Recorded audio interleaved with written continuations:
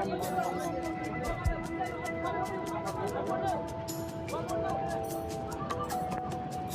त्यहाँ आएको थियौँ, माथि बस्यौँ तलामा भनेर, तलसम्म छोपेर पानीले त्यहाँ हिलो छापिदियो। अब त्यो मन्दिरपट्टि आफ्नो बसाइ भएको घर पनि जान सकिएन, ती नजिकै पनि जान सकिएन।